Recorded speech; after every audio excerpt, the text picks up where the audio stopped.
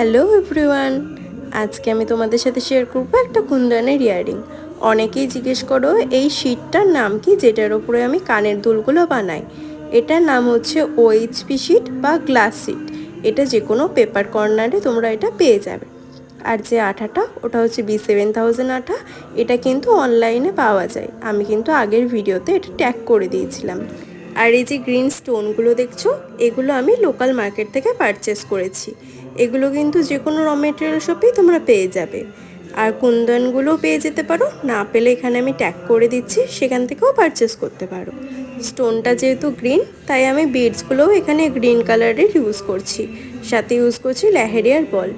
এইভাবে পুরোটা কাস্টমাইজ করার পর লুকটা কিন্তু খুব সুন্দর এসছে।